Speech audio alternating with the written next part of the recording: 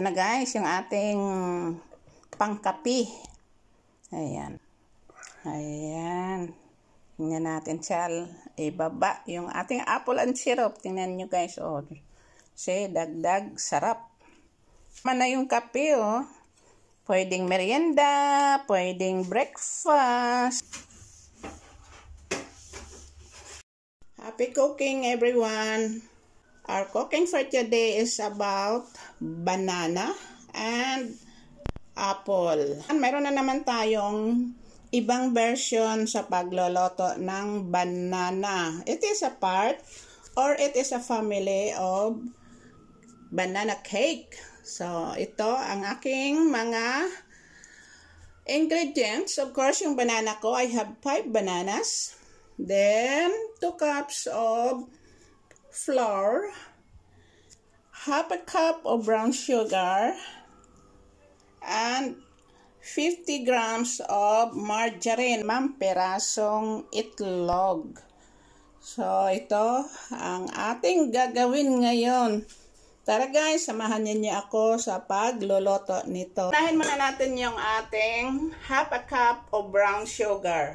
Kalahati lang na brown sugar ang ginamit ko kasi ang importante at ang goal natin ngayon ay to reduce sugar. So ngayon, samahin na natin ang ating margarine at saka sugar.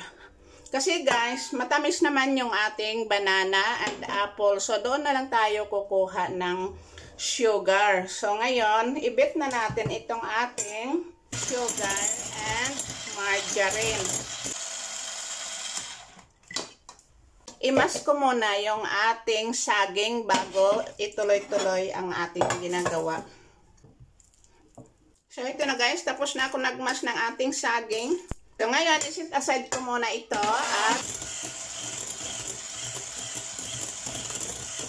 so ngayon guys, lagyan ko na ng kanel or cinnamon. Ngayon, idagdag na natin yung ating flour.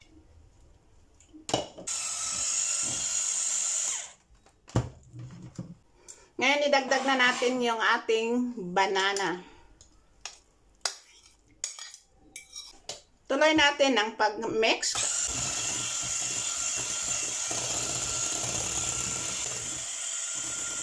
So, ito na guys, yung ating baking dish. At lagyan natin ng sugar syrup.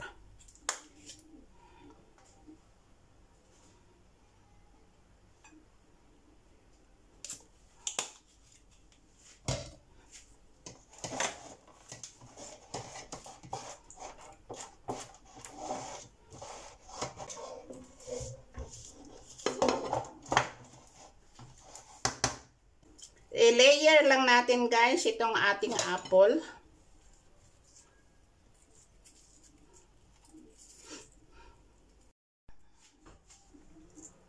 So, ito na guys. Almost finished na tayo sa pag-layer ng ating apple.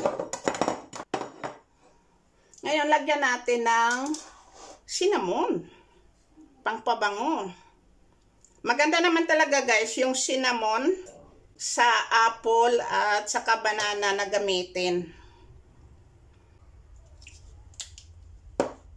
So, ayan na guys. Ngayon, ilagay na natin yung ating mixture.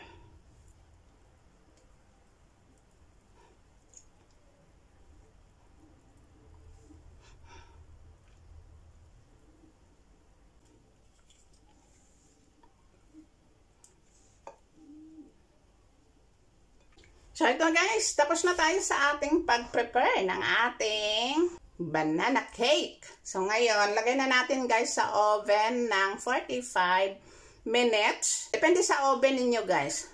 By the way guys, ang sugar na nilagay ko ay half a cup. Pero kung kayo ang magluto, nasa sa inyo yun guys kung dagdagan ninyo niyang sugar na talagang sa taste ninyo ang hinahanap ninyo. Pero sa akin, ganito lang ako. Kasi as much as possible, ang goal ko is to reduce the sugar. So, okay guys, ilagay na natin ito sa oven. So, ito na guys, ang ating niloto na masarap. Tingnan nyo, ready na. Ang sarap naman. Okay guys, maraming salamat sa panonood ninyo ng aking video or makapagbigay sa inyo ng informasyon kung anong mga pagkain ang dapat nating lutuin, lalo na sa mga taong may diabetic. Okay, bye-bye!